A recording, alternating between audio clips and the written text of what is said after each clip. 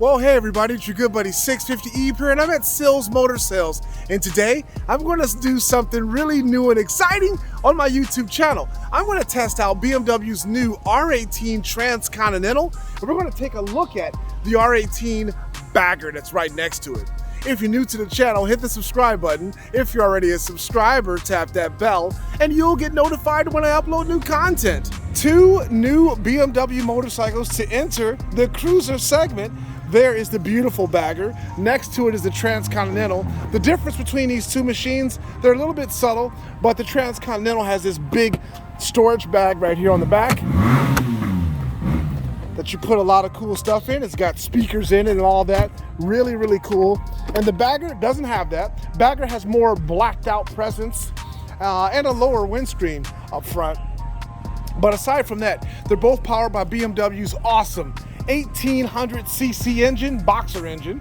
It makes 91 horsepower and 106 foot-pounds of torque in stock form, but most people, pretty much 99% of the people, are going to replace that stock exhaust, replace it with an aftermarket exhaust, and then it's going to produce a little bit more power.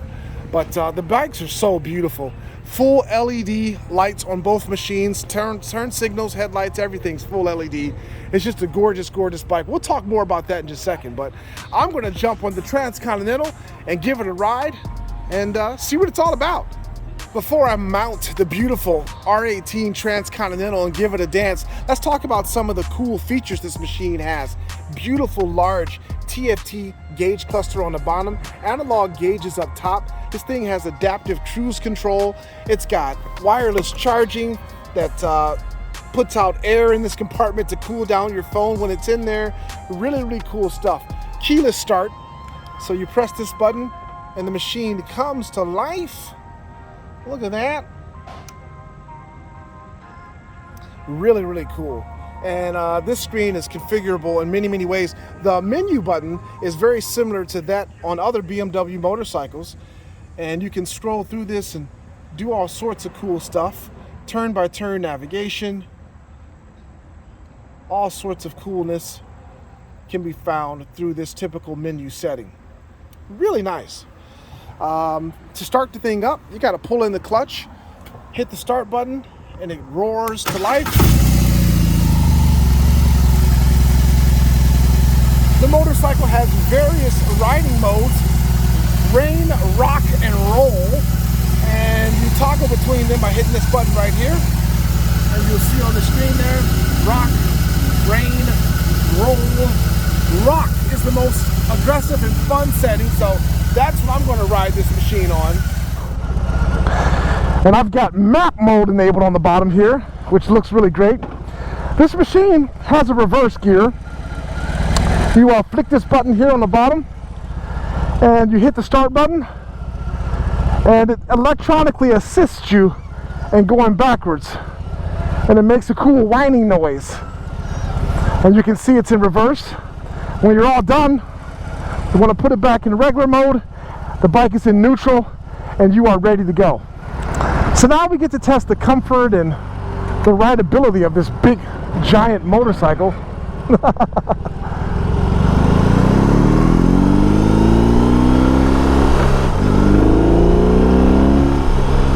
Well, I can definitely feel the torque on the machine.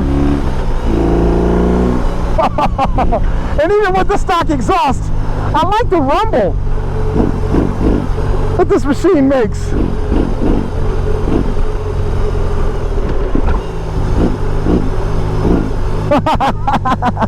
I can tell with even the optional exhaust system that BMW offers for this machine. I think it's made by Vance and Hines, that this bike would sound even more vicious than it does now and give you more of that, oof, that nice rumbling feeling that so many people that ride this segment of motorcycle enjoy.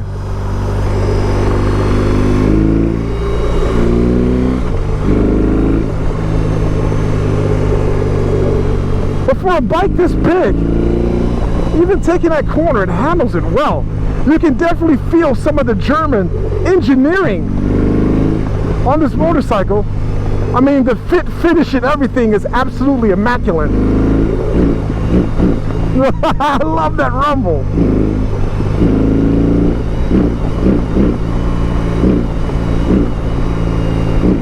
That sounds great. It's a fun motorcycle already. I've only taken it not even a mile or so, and I can tell it's already fun to ride. I love that sound. I might have to get one of these fitted with an exhaust just to enjoy it more.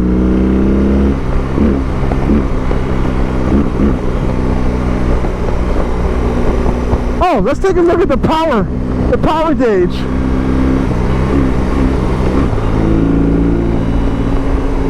This kind of shows us at this particular moment we have 100% power reserve, and when I start to accelerate, that goes down. At some points it's at 0. That's pretty interesting.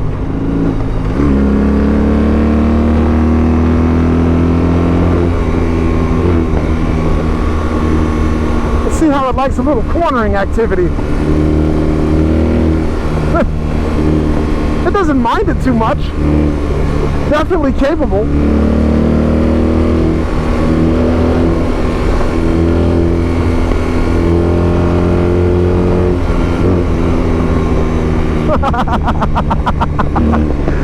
It's a fun bike. Yes, indeed. But doesn't have the power to get itself out of the way from a semi-tractor trailer and traffic and whatnot. Let's see.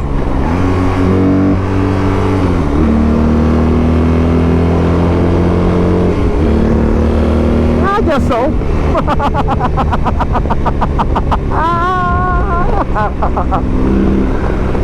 But the bike is mainly made for cruising, so let's kick her into 5th gear and cruise on the filthy highway, which is the element this bike was typically designed for. While we're doing that, let's test out the adaptive cruise, huh? And we see when we activate the cruise, it puts up the adaptive icon up there. We'll put her in 6th gear, why not? And let's set it to 79. Oh, look! Puts up a green adaptive icon, and this button below it allows me to give it the distance. I want to be as far away from the vehicle as possible, so there we go. And now, as you see, my hands are off the throttle, and the bike is cruising with adaptive cruise control. Now that's nice. That is a very, very, very nice feature. I sort of wish that my R1250 GS Adventure had that feature, and I'll tell you what, when it eventually does make its way to the GS model, I will upgrade just for that feature because it is very nice. Very nice to have your hands free and have the motorcycle do all the somewhat of the driving for you. I mean, you still have to steer, but you can do that with your legs. Even on a bike this big, you can still kind of move it around the highway with your legs and enjoy the adaptive cruise feature. Nice.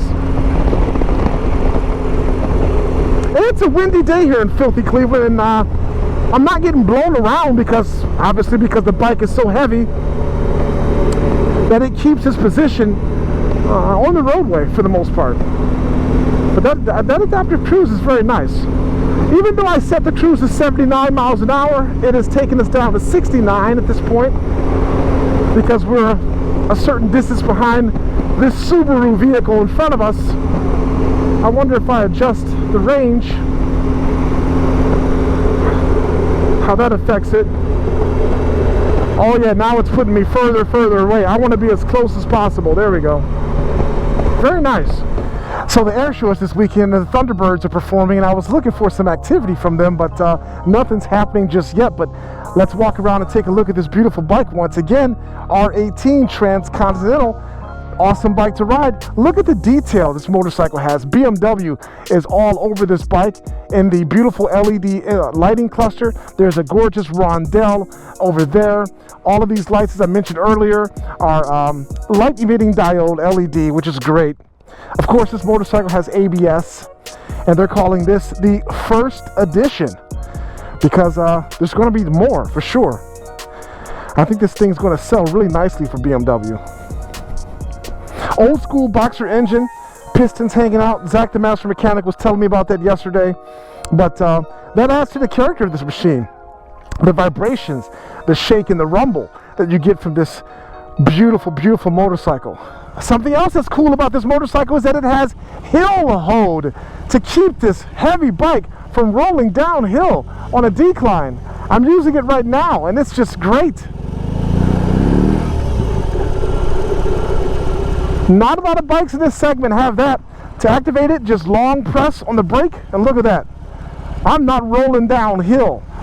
I tell you, when the weather's nice in Cleveland, it is really enjoyable. As we take a look at the skyline there and talk about some of the other cool things about the R18. It gives you the recommended speed limit.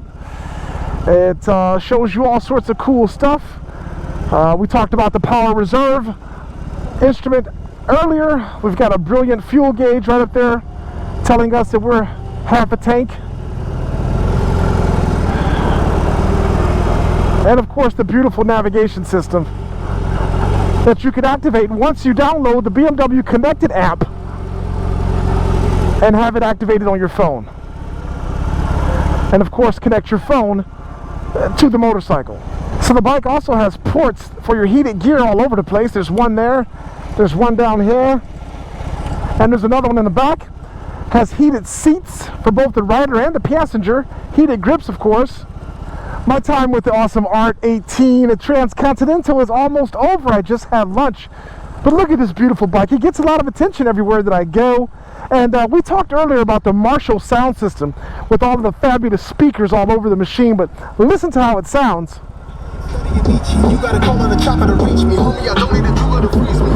There is absolutely no distortion, and there's a lot of bass coming out of those speakers. It sounds great. Okay, so I made it back to Sills after my fantastic ride on the R18 Transcontinental. A couple more things I want to show you. How to activate the awesome heated grips and the heated rider and passenger seat. We can enter the menu by tapping on the menu button, and we use this wonder wheel. It goes left, right, up, and down. Make our way in the settings. There we have heating, and there we have heated handlebar grips and heated seat. I'm going to go ahead and adjust the heated handlebar grips. There's 5 levels of heat. I'll go ahead and turn it off.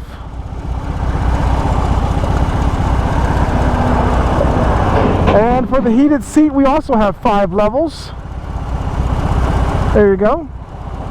And that's just that simple. And the menu has a lot of cool things. You've got your telephone with caller ID with pictures, media where you can play music from your phone or music from the radio, navigation, you have the radio, and then my vehicle shows you all sorts of information about the motorcycle, including the tire pressure, because this motorcycle does have TPS, tire pressure monitoring systems. And there's lots of other information in there, average speed, your journey, your trip computer, really cool stuff, your service requirements and all that. As I can see here, we have 490 miles until this motorcycle needs further service. But it was a great bike to ride, really nice bike. And we can shut it off now, power it down. I like to stand on the footrest there to exit the motorcycle. But wow, what a great bike. Beautiful addition to the motorcycle cruiser segment. I think this bike is going to sell very well. Again, BMW is just looking for, 3% or so of the cruiser bike market, and I think they're going to get it with this amazing motorcycle. Would I buy one? I don't know. I'm more of a GS type of guy or a sport bike guy, but for people that are into these sort of motorcycles, this is a great bike to have along with the R18 Bagger. Okay, folks, if you're new to the channel, hit the subscribe button. If you're already a subscriber, tap that bell, and you'll get notified when I upload new content. I'll do more reviews like this on different types of motorcycles because, of course, I am a motorcycle enthusiast.